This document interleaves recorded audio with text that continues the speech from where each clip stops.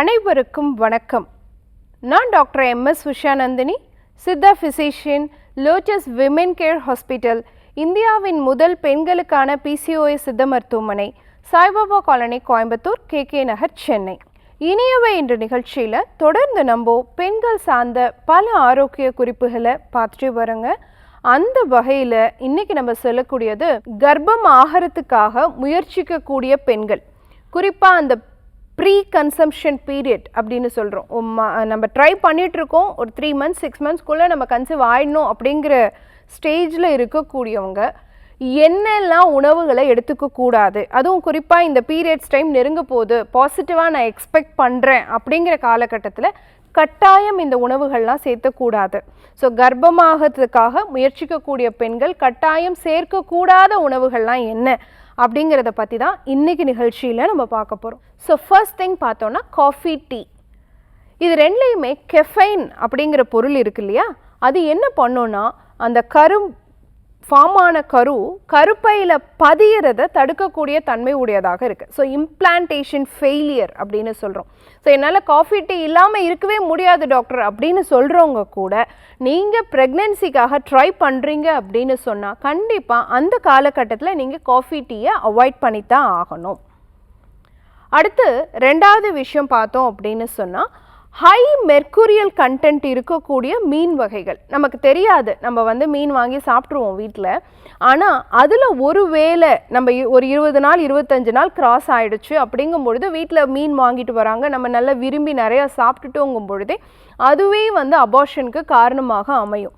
So அப்போ நம்ம வாங்கும் பொழுது அந்த மெர்க்குரியல் கண்டென்ட் அந்த மீனில் எவ்வளோ இருக்கும், அந்த மெர்க்குரிங்கிற தாது அந்த மீனில் இருக்கா, அது எவ்வளோ கம்மியாக இருக்குது எவ்வளோ அதிகமாக இருக்குங்கிறத தெரிஞ்சுக்கிட்டு அதை நம்ம பயன்படுத்தணும் அப்படின்னு சொன்னால் இந்த மாதிரி த்ரெட்டன்ட் அபார்ஷன் இந்த மாதிரியான விஷயங்களை நம்ம அவாய்ட் பண்ண முடியும். அடுத்து பார்த்தோன்னா பப்பாளி காய். இப்போ நமக்கு தெரியாது, அது ஒரு செங்காயாக இருந்திருக்கும் அந்த பப்பாளி பழம். ஸோ நம்ம ஒரு 25 days தான் ஆகுது அப்படிங்கும்பொழுது அதை நம்ம சாப்பிட்ருவோம். அப்படின்னா கூட அது ரெகுலர் பீரியட்ஸ்க்கு சப்போர்ட் பண்ணுமே ஒழிய கருப்பையில் பதிஞ்சு வளர்கிறதுக்கு சப்போர்ட் பண்ணாது. பப்பாளி காய் ஹைலி ஈஸ்ட்ரோஜெனிக். ஸோ சீக்கிரம் ரெகுலர் பீரியட்ஸ் தான் வரத்துக்கு வாய்ப்பு இருக்கே ஒழிய கர்ப்பம் தரிக்க விடாது அப்படிங்கிறதையும் தெரிஞ்சுக்கணும். ஸோ பப்பாளி காய் கூட்டு பண்ணி சாப்பிட்றவங்களையும் நம்ம பார்க்குறோம். இல்லை பப்பாளி பழம் வீட்டில் வாங்கிட்டு வந்திருக்கோம், சரியாக பழுத்தும் பழுக்காமல் இருக்கும், அந்த ஸ்டேஜில் கூட எடுக்க வேண்டாம் அப்படிங்கிறது தான் நம்ம சொல்லக்கூடியதாக இருக்குது. அடுத்து பார்த்தோன்னா நிறைய மாவு சத்துள்ள உணவுகளை அதிகமாக சாப்பிட்றது. உதாரணத்துக்கு பரோட்டா நிறையா சாப்பிட்றது, ரைஸ் மட்டுமே சாப்பிட்றது, காய்கறி கீரை எல்லாம் சாப்பிடாமல் இருக்கிறது. ஸோ ஹெவியான ஒரு கார்போஹைட்ரேட் ஃபுட்டு நம்ம நிறைய சாப்பிட்றோம் அப்படிங்கிறது, குறிப்பாக ரிஃபைன்டு கார்போஹைட்ரேட், ரொட்டி, நான் இந்த மாதிரியான ஐட்டம் எல்லாம் அந்த குறிப்பாக 20 days கிராஸ் ஆன பிறகு இந்த ப்ரொஜெஸ்ட்ரோனிக் ஃபேஸுன்னு நம்ம சொல்கிறோம் இல்லைங்களா, அந்த காலகட்டத்தில் நம்ம சேர்த்துக்கிட்டோம் அப்படின்னு சொன்னால் அது உங்களுடைய உடல் எடையை கூட்டுறதோடு சேர்த்து உங்களுக்கு ஹார்மோனல் இம்பேலன்ஸையும் உருவாக்கி பதிஞ்சு வளர்கிறத தடுக்கக்கூடியதாகவும் இருக்கும். ஸோ இம்ப்ளான்டேஷன் ஃபெயிலியர்ஸை உருவாக்கக்கூடியதாக இருக்கும்.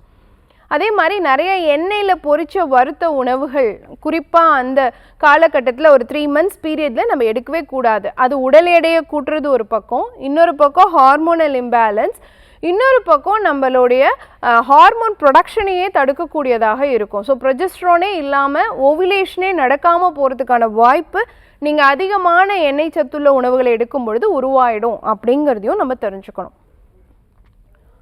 அடுத்து பார்த்தோன்னா சில காலகட்டங்களில் நம்ம ஹாஃப் பாயில்டு எக்கு சாப்பிட்றேன், இல்லைனா நம்ம கடையிலேருந்து வாங்கி சாப்பிட்ருப்போம், அந்த இறைச்சி சரியாக குக் பண்ணப்படாமல் இருக்கும், சரியாக சமைக்கப்படாமல் இருக்கும். ஸோ அன்குக்டு மீட், அதே மாதிரி ஹாஃப் பாயில்டு எக்ஸ், இதெல்லாம் நம்ம அந்த காலகட்டத்தில் அவாய்ட் பண்ணோம். ஏன் அவாய்ட் பண்ணோன்னா அதுலேருந்து சால்மோனெல்லா அப்படிங்கிற பாக்டீரியா வரும். அது கருப்பை வாய் சார்ந்த நோய் தொற்று கிருமிகளை அதிகப்படுத்தி அதை தொடர்ந்து அபார்ஷன் ஏற்படுறதுக்கும் வாய்ப்பு இருக்குது. ஸோ பதிஞ்சு வளராமல் போகிறதுக்கு வாய்ப்பு இருக்குது அப்படிங்கிறத நம்ம தெரிஞ்சுக்கணும்.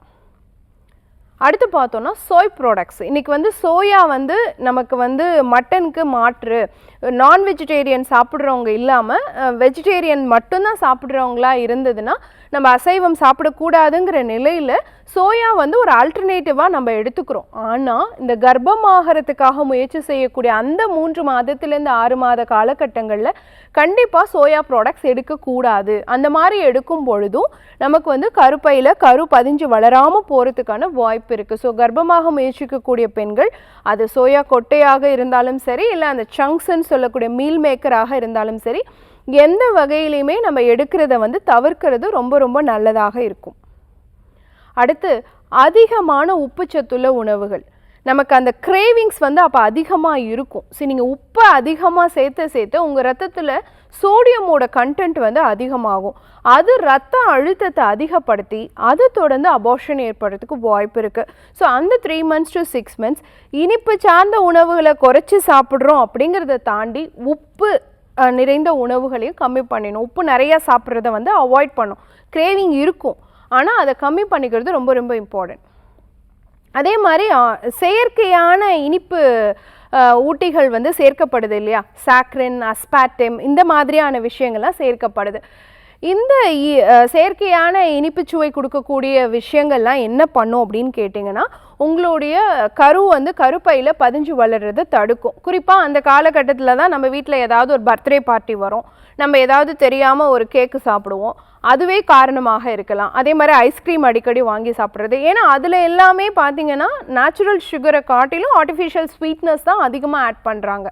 ஸோ இந்த ஆர்டிஃபிஷியல் ஸ்வீட்னஸே வந்து இம்ப்ளான்டேஷன் ஃபெயிலியரை உருவாக்கிடும் அப்படிங்கிறதையும் நம்ம தெரிஞ்சுக்கணும்.